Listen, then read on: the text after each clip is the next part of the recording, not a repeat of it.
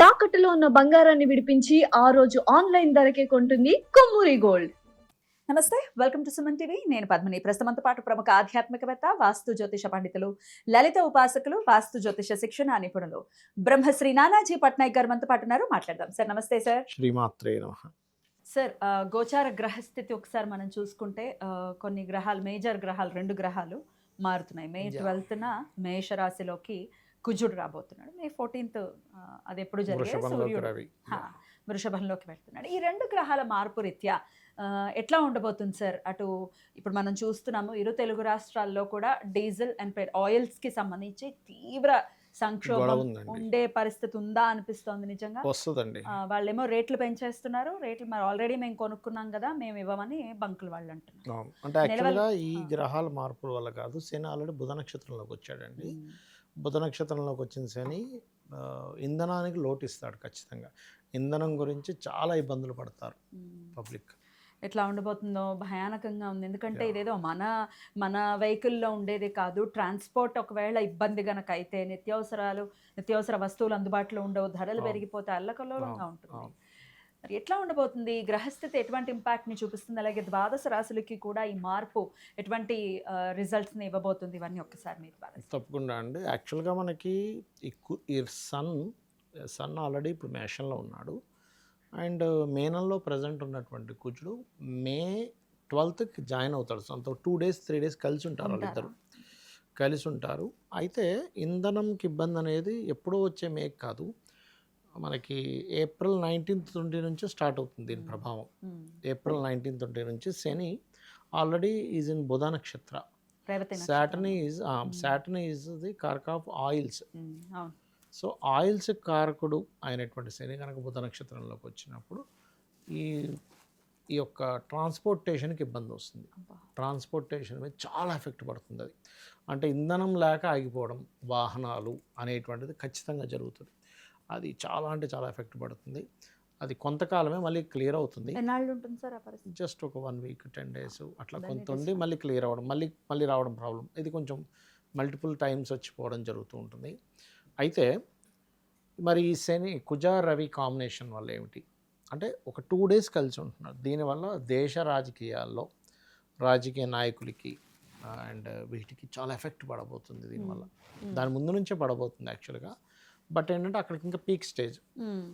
అయితే చాలామంది ఏమనుకుంటున్నారంటే శని కుజులు విడిపోతారు కదా, అమ్మయ్య మనకి ఈ యొక్క యుద్ధ తగ్గుతాయి అనుకుంటారు. కానీ తగ్గవండి, తగ్గవు.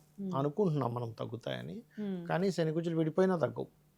మీరు చూస్తూ ఉండండి కావాలంటే. ఎందుకంటే ఎన్నాళ్ళు ఉంటుంది సార్ మరి వాళ్ళు ఆ 2 గ్రహాలు మరి రోల్ని ప్లే చేస్తున్నప్పుడు, మరి వాటి మధ్య ఎడబాటు వచ్చినప్పుడు తగ్గాలి కదా? తగ్గాలి కానీ ఎందుకు తగ్గట్లేదు అంటే రీజన్ ఏమిటి అంటే మనకి ఎవ్రీ ఇయర్ నవనాయకాసులో మంత్రి ఈజ్ మార్స్ అయ్యాడు. ఆయన వెళ్ళి ఓన్ హౌస్లో, అది కాకుండా ఫైరీ హౌస్లో వెళ్ళి కూర్చుంటున్నాడు. సో మంత్రి అనుకూలమైనట్టే కదా, సొంత ఇంట్లో ఉన్నాడు కదా, అయినప్పటికీ ఇబ్బంది పెడతాడా? ఎందుకు ఇబ్బంది పడతాడు అంటే సాటర్న్ మేనంలో ఉండకూడదు ఆయన అక్కడ ఉన్నప్పుడు. బ్యాక్ సైడ్ ఈజ్ వన్ శత్రువు. అది ఆయన ఇరిటేట్ చేస్తుంటుంది. వెనకాతలు ఉన్నాడు మన శత్రువు ఉండి వెనకాతలు నిలబడ్డాడు, మనకి ఎంత ఇరిటేటివ్గా ఉంటుంది. వీడు వచ్చాను వెనకాతలు ఉన్నాడు వెనకాతలు ఉన్నాడు, మనం ముందు పట్టించుకో ఎంతసేపు వాడు వెనకాతలు ఉన్నాడని ఉంటుంది. అందుకని అది దాని ఎఫెక్ట్ చాలా ఎక్కువగా ఉంటుంది. సో విడిపోయినా కూడా ఇది తగ్గదండి, ఉంటుంది. కాకపోతే ఏంటంటే సన్ అక్కడికి వెళ్ళినప్పుడు మీరు గమనించవచ్చు, రవాణా సంస్థలు ఎలక్ట్రికల్ వెహికల్స్కి విపరీతమైన ఇది పెరుగుతుంది, డిమాండ్ పెరుగుతుంది. రెండవది ఇప్పుడు మనం చూడండి సొసైటీలో జరిగే మార్పుల గురించి చెప్తున్నాము నేను, దాని తర్వాత రాసుల గురించి కూడా మాట్లాడుకుందాం. ఇప్పుడు చూడండి, మొన్నటి వరకు పురోహితుడికి పెళ్ళి అవ్వాలంటే కష్టమయ్యేది. సాఫ్ట్వేర్ వ్యక్తి అంటే అసలు కళ్ళకు అద్దుకొని చేసేవారు. ఇప్పుడు గేమ్ చేంజ్. సాఫ్ట్వేర్ అంటే భయపడతారు, పురోహితుడు అంటే పెళ్ళి ఇస్తారు. మీరు చూస్తూ ఉండండి. ఇప్పటి నుంచి ఇస్తారంటున్నారా? ఇప్పటి నుంచి పురోహితుడు అంటే పెళ్ళిస్తారు. శుభ పరిణామమే అయితే పురోహితుల వరకు వాళ్ళకి. ఎందుకు అంటే Venus is going conjoined with Jupiter రాబోయే దీంట్లో. వెళ్ళిపోతాడు కానీ అదొక చేంజ్ని ఇచ్చి వెళ్తాడు అక్కడ నుంచి. ప్రతి ఇయర్ జరుగుతూనే ఉంటుంది కదా? జరుగుతుంటుంది, కానీ ఇప్పుడు ఉండే కాంబినేషన్ ఇస్ డిఫరెంట్ అన్నమాట. అంటే అన్ని కొన్ని కలిసి రావాలి. ఆత్మకారకుడు వీనస్ సైన్ని చూడాలి, వీనస్ జూపిటర్ని అచ్చా. కనెక్ట్ అవ్వాలి, ఓకే. కాలసర్పయోగంలో అయి ఉండాలి, దేశకాలంలో కొన్ని పరిణామాలు జరగాలి, సాఫ్ట్వేర్కి ఒక రకమైనది రావాలి. దెన్ ఎందుకంటే దేన్ని రిప్లేస్ చేసినా ఏఐ పౌరహిత్యాన్ని రిప్లేస్ చేయలేదు. అవునా కాదు చెప్పండి. అవును సార్. నేను పిండ ప్రదానం చేయాలి, నేను ఏతో నేను చేయించుకోలేను కదా, వాడు దానం ఇవ్వాలి, ఏ తీసుకుంటే అది దానం. ఏ జపం చేసి నాకు దారం వస్తుందో చెప్పండి. అవును, అవును. ఎంత వింటూ ఉన్నా కూడా అంటే యూట్యూబ్లో వినేయడం, మంత్రం వినేయటం ఇవన్నీ ఎంత ఉన్నా కూడా దానం అనే దానికి ప్రధాన పాత్ర ఉంది ఎందుకంటే కాబట్టి ఏఐ పుచ్చుకునే వాళ్ళు ఉన్నారు. ఏఐ అన్నీ చేయగలదు, కానీ ఉమ్, పురోహితుడు చేసినటువంటి సాధన చేయలేదు కాయి, అంతే కదా. అనుష్ఠానం చేయలేదు కదా ఏఐ. ఉమ్. మన జప మన మన ఏమంటారు, నాకు ఒక గ్రహ దోషం ఉంది, ఉమ్, ఆ గ్రహ దోషాన్ని తీసేసి, అంటే నేను ఒక జపం చేసి శని బాలేడు, ఉమ్, పౌరోహిత్యం చేసే వ్యక్తికి వెళ్ళాం. ఉమ్, వేదం చదువుకున్నాడు, పాపం ఆయన పౌరోహిత్యం చేస్తున్నాడు, ఒక పురోహితుడు. వెళ్ళాం, ఆయన సార్ మీ గోత్రనామాలు చెప్పండి అని ఒక వారం రోజులు ఎంతో కూర్చొని జపం చేశాడు. దారిపోతాడు. ఏ చేస్తుందా? ఏం చేస్తా సార్? ఎక్కడి నుంచి చేస్తుంది ఏ? అది ఎట్ట దారిపోస్తుంది? సారీ, నాట్ అవైలబుల్ అంటుంది. కాబట్టి ఏంటంటే ఇక్కడ నుంచి పౌరోహిత్యం చేసేవాడు పిల్లల్ని కూడా సేఫ్ అని ఫీల్ అవుతారు జనం. Right, right, this is the change, game changer రాబోతుంది. రైట్. ఇది విని Game పాపం changer. చాలా మంది. అద్భుతం. హా. ఓకే, ఉమ్, సో ఆ ఇది ఉంది. ఉమ్, మరి ఈ కుజుడు ఓన్ హౌస్లోకి వెళ్తున్నాడు, సన్ ఈజ్ ఇన్ వృషభ రాశి. దీనివల్ల ఏమిటి అంటే ఒక్కొక్క రాశికి ఒక్కో ఎఫెక్ట్ ఉంటుంది. మేషం వారు ఉన్నారు, మేషం వారికి ఓన్ హౌస్లో సన్ రావడం మంచిదే, మార్స్ రావడం మంచిదే. కాకపోతే హీట్ రిలేటెడ్ ప్లానెట్ కదా, ఉమ్, వాళ్ళకి కొంచెం అగ్రెసివ్ నేచర్ పెరుగుతుంది. కొంచెం ఈ వీళ్ళు కొంచెం జాగ్రత్తగా ఉండాలి. ఎవరు మన బీపీ లెవెల్స్ ఉన్న వాళ్ళు జాగ్రత్తగా ఉండాలి. ఓకే. సన్ సెకండ్ హౌస్ అంటే ఫైనాన్స్ అనేటువంటిది మెడికల్ రిలేటెడ్గా వాళ్ళకి కలిసి వస్తుంది. ఉమ్, అదే వృషభం అనుకోండి, ఉమ్, 12th హౌస్ మార్స్ కాబట్టి ఉమ్, ఓన్ హౌస్లోకి వచ్చినప్పటికీ అది తండ్రి యొక్క ప్రాపర్టీని ఇప్పిస్తుంది. కాకపోతే కొంచెం మనం ఇన్వెస్ట్మెంట్ చేసే విషయంలో గొడవలు వస్తూ ఉంటాయి, మదుపు పెడుతున్నాం. కాకపోతే ఇక్కడ విద్యార్థులకి, మెడికల్ విద్యార్థులకి మంచిది అది. ఉమ్, మెడికల్ పరంగా సీట్స్ రావడానికి కొంచెం ఇరిటేటివ్గా ఉన్నా కొన్ని పనులు కలిసి వస్తాయి. ఉమ్, ఇక మిథునం వారికి ఉమ్, చూసుకుంటే మనకి 11th house Mars is good, sports రంగాల్లో వాళ్ళకి మంచిదే. బట్ 12th హౌస్ ఏదైతే సన్ ఉన్నాడో ఇది కొంచెం సిబ్లింగ్ వరుస వాళ్ళకి విదేశాలకు వెళ్ళడానికి పనిచేస్తుంది. కాకపోతే ఇది కొంచెం మ్యారిటల్ లైఫ్లో కొంచెం డిస్ప్యూట్స్ని క్రియేట్ చేస్తుంది 12th హౌస్ సన్. ఉమ్, ఇక కర్కాటకం వారికి 10th lord is in 10th house, career గ్రోత్కి పనిచేస్తుంది, ప్రమోషన్స్కి పనిచేస్తుంది 11th హౌస్లో ఉండే రవి. ఉమ్, అండ్ ఇక సింహం వారికి కనుక చూసుకుంటే 9th హౌస్లో సన్, ఉమ్, 9th హౌస్లో మార్స్ వచ్చేసాడు. ఇట్ గివ్స్ హయ్యర్ ఎడ్యుకేషన్కి మంచిది. Um, sun is in 10th house, career గ్రోత్కి మంచిది. కాకపోతే కెరియర్లో కొంచెం సన్ వెనకాతల మార్స్ కదా, కొంచెం స్ట్రెస్ కూడా ఉంటుంది. ఓకే. ఎందుకంటే లగ్నంలో కేతు ఉన్నాడు. కన్య 8th lord is in 8th house, వాహనం మీద వెళ్ళేటప్పుడు జాగ్రత్తగా ఉండాలి. పర్టికులర్ ప్లేస్ చేంజ్ చేస్తాడు ఇక్కడ కొద్దిగా. Okay. And 9th house sun అనేటువంటిది హయ్యర్ ఎడ్యుకేషన్, మెడికల్ చదివే వాళ్ళకి మంచిది. కాకపోతే ఇక్కడ ఏంటంటే తండ్రికి కూడా ఒక రకంగా బెనిఫిట్ ఇస్తాడు అక్కడ. కాకపోతే తండ్రి ఏదైనా ప్రాపర్టీ తీయడం లాంటివి కూడా జరుగుతాయి, ప్రాపర్టీ మార్చేసేయడం.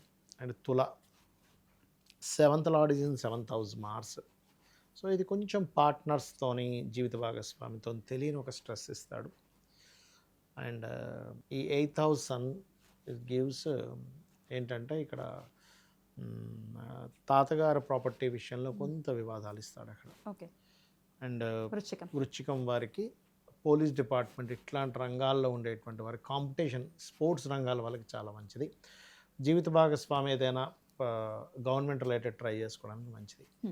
అండ్ వృశ్చికం వారికి సంతాన యోగం, సంతానం మూలంగా కొంత స్ట్రెస్ పడడం, గవర్నమెంట్ జాబ్స్కి మంచిది. సన్ 6th లో ఉన్నది. ధనస్సు 5th lord is in 5th house, కొంచెం సంతానం విషయంలో కొంచెం స్ట్రెస్ ఉంటుంది.